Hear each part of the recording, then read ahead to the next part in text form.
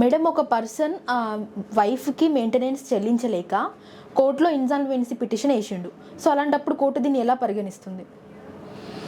ఇలాంటి ఒక సంఘటన బాంబే హైకోర్టు ముందుకు వచ్చింది. ఇటువంటి ఒక కేసు వేరేన్ ఆవిడ మెయింటెనెన్స్ 25,000 అడగడం జరిగింది.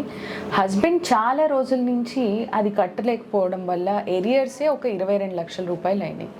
అలాంటప్పుడు అతను ఏం చేశాడు అని అంటే ఇన్సాల్వెన్సీ పిటిషన్స్ కూడా ఇక్కడ మెయింటెనెన్స్ ఏరియర్స్ నేను కట్టలేను అని స్టే అడుగుతూ సైమల్టేనియస్గా ఇన్సాల్వెన్సీ పిటిషన్ అనేది వేశారు.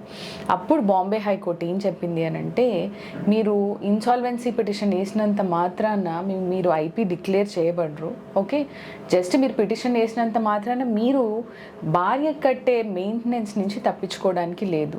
ఇప్పుడు బిజినెస్ లాస్ అయింది అందుకని ఇన్సాల్వెన్సీ ప్రొసీడింగ్స్ నేను స్టార్ట్ చేస్తున్నంత మాత్రాన మెయింటెనెన్స్ని మీరు కట్టకుండా తప్పించుకోవడానికి డెఫినెట్గా లేదు. అండ్ అతను ఆ కేసులో ఫైల్ చేసినప్పుడు ఏం చూపించాడు అని అంటే, నేను బోల్డ్ లోన్స్ తీసుకున్నాను అని చెప్పాడు, కానీ నేను రీపే చేయలేకపోతున్నాను అనే సఫిషియంట్ రీజన్స్ చూపించలేదు. సో మీరు ఐపీ వేసినంత మాత్రాన ఇందులోంచి తప్పించుకోవడానికి లేదు అని బాంబే హైకోర్టు క్లియర్ కట్గా చెప్పింది.